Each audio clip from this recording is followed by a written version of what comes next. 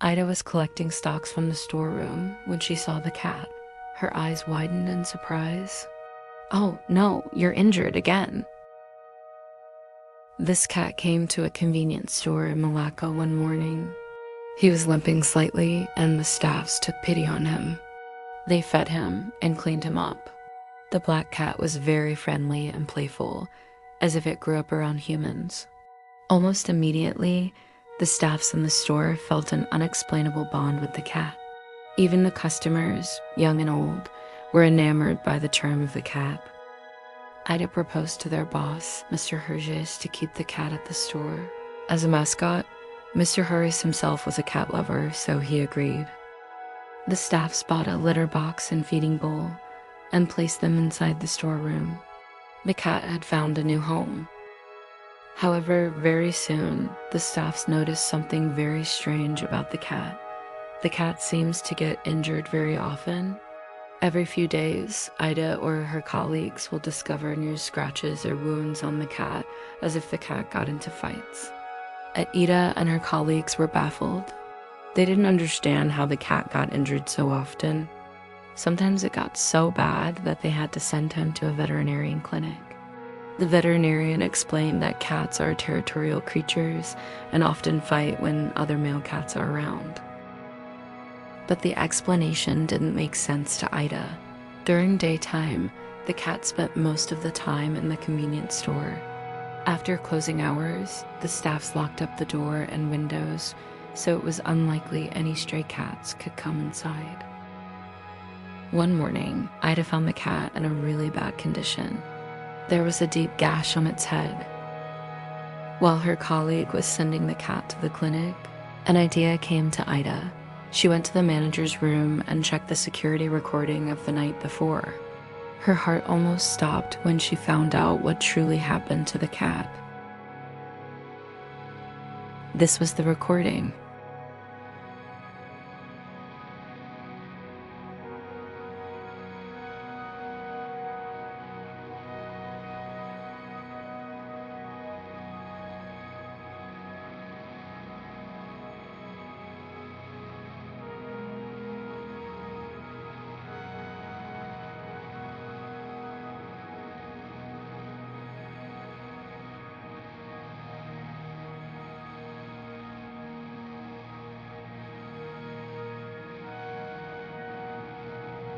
Ida showed her boss, Mr. Harris, the clip.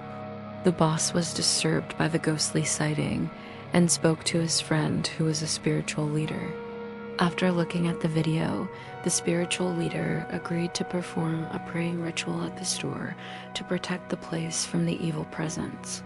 He also praised the black cat for protecting the people inside the store, like a spiritual guardian. After the prayer ritual, the black cat never got injured again. Security camera reviews also showed no unusual activities. Everyone, especially Ida, was relieved. Unfortunately, a few weeks later, the cat suddenly disappeared. They searched the neighborhood for it, but it was never seen again. Perhaps the black cat went to another place where its protection was needed. A few years back, I had the scariest experience of my life. Back then, I was studying in university and needed a part-time job to cover the living expenses and tuition fee. After searching for weeks, the only job offer I received was as a store assistant at a 24-hour convenience store. It was not a bad offer, as the wage was decent, and the store was located near my university. But there was one condition. I was offered only the midnight shift. The manager, Mr. Wong, explained that he had difficulties finding people to work during that shift. I was kind of desperate for a job, so I accepted the offer. Truth to be told, midnight shift actually suited my schedule, as my classes are mostly in the afternoons. The midnight shift was from 11 p.m. to 7 a.m. I was told to report for duty at the store at 10:30 on the first day. When I arrived at the store, I was welcomed by Jack, the person I was taking over the shift from. He gave me a tour of the convenience store and explained my tasks and responsibilities. Jack seemed like a nice guy. However, I couldn't help noticing how often his eyes shift around as we walked around the store.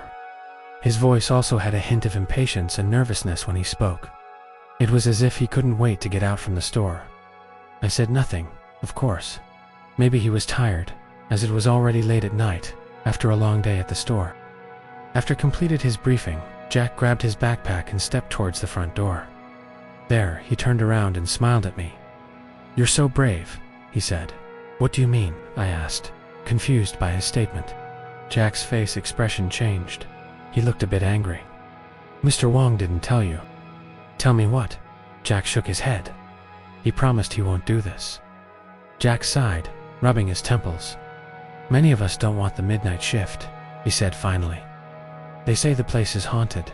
Strange noises, things falling on their own. A shadow or two. That's why Mr. Wong should have warned you." The words made me uneasy, but I forced a laugh. "Ghost stories? Really?" Jack gave me a half smile that didn't quite reach his eyes. "You'll see. Good luck." With that, he left me alone in the store. That night was uneventful, except for the way the fluorescent lights flickered now and then, and the faint rattling of tins in an aisle when no one was there. I tried to ignore it. Still, when my shift ended, I was grateful to see the morning light. The next day, I called Mr. Wong. "Boss, is it true that the store being haunted?" I asked, trying to sound casual. There was a pause at the other end, then a nervous chuckle. "Ah, Jack must have told you about those rumors. Is it true?" "Don't worry about this," Mr. Wong replied. He didn't deny it, and that was the confirmation I needed. I let silence drift over the conversation as I considered my options. I needed the job, but I didn't want to deal with any supernatural stuffs. Perhaps sensing my anxiety, Mr. Wong made me a promise. "Don't worry, tomorrow I'll send another staff to accompany you. You won't be alone." The following night, 10 minutes after I arrived, the glass door slid open and a girl walked in. She couldn't have been older than 19, with bright eyes and a cheerful smile. "Hi, I'm Mira," she said, waving as if we'd known each other for years. Her presence was immediately comforting. We chatted as we stocked shelves. She told me she'd been working there for 3 years. "So, is it true?" "About the haunting," Mira grinned. "Yes, but don't worry, it's just small stuff. A bottle tipping over footsteps when no one's around. Nothing dangerous. No one's ever been hurt." I wanted to believe her. Her relaxed tone eased my nerves, and soon the hours passed quickly. Around 4 a.m., I was stacking the canned food aisle when Myra's sudden shout pierced the silence. "Look out." I spun around just in time to see a man charging at me with a hammer in his hand. My heart lurched. The hammer swung down, missing my head by inches, smashing into the shelf behind me with a deafening crack. Before I could react, Mira sprinted towards the man. She pushes the man away from me, sending him colliding against the aisle, toppling cans and packets. Adrenaline surged through me. I grabbed the nearest object, a tin of soup, and swung it with all my strength at the robber's face. He roared in pain, but a wild backhand caught me on the temple. The world spun and went black. I woke to the sterile smell of disinfectant and the beeping of a monitor. My head throbbed. I was in a hospital bed. Mr. Wang, the store's owner, was sitting beside me. His face was grave. "I've informed your parents, and they are on their way." A pause. "I'm so sorry," he said. "This should never have happened. I'll fire the staff who didn't show up and left you alone." His words confused me. "What do you mean?" Mira was there. She saved my life. Color drained from his face. His lips trembled. "Mira?" "Yes, she fought the robber." Mr. Wang shook his head violently. "That's impossible. Myra was our staff, but she was killed during a robbery at the store 10 years ago." The room went cold. My mouth went dry.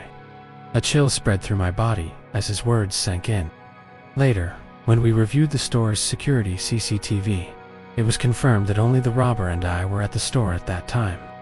The ghost of Mira saved me that night. Aziz was getting some products from the basement warehouse when he heard some strange noises. It sounded like someone scratching or scraping against the wall. He recognizes the noises made by rats, and this wasn't it. He slowly approached the direction of the noise. It came from a corner of the basement where the staffs didn't often go.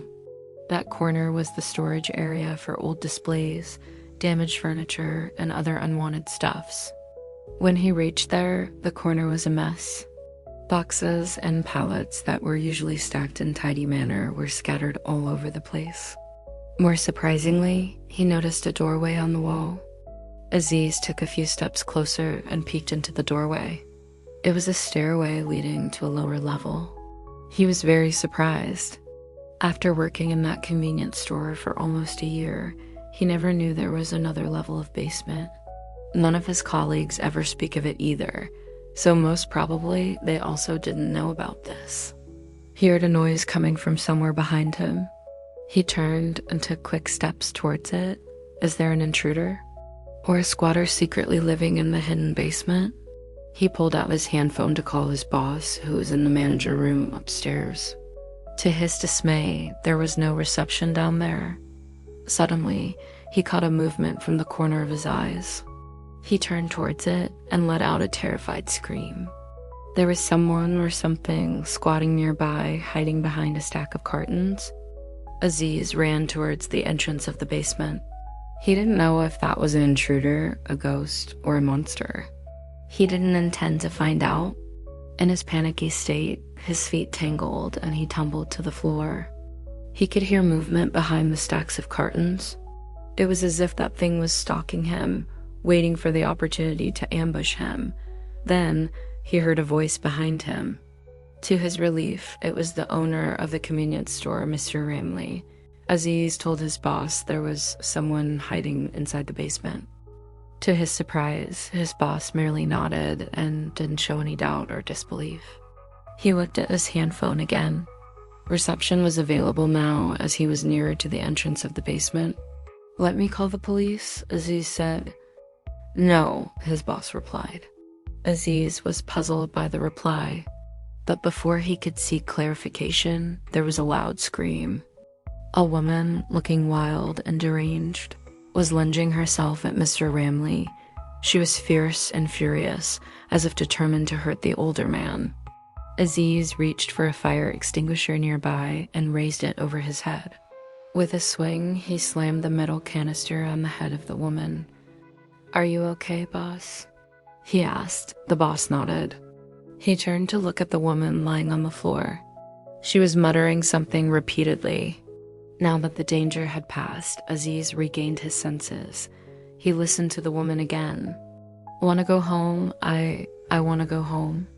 The woman kept repeating. A horrifying realization came to him. He recognized that voice. It belonged to Ina, a part-time worker at the convenience store who went missing a few months before. Before he could say anything, there was a sharp, piercing pain in his neck. He turned around to see Mr. Ramley holding a syringe. "What the hell?" he shouted. He felt his limbs were getting weak and his head started to spin. "She is my special project," Mr. Ramley said. "I'm sorry you got involved, but I can't let anyone know about this." Thanks for watching. Please hit the like and subscribe if you enjoyed the video. Also, please let me know in the comment below what other Southeast Asian paranormal stories you would like me to feature.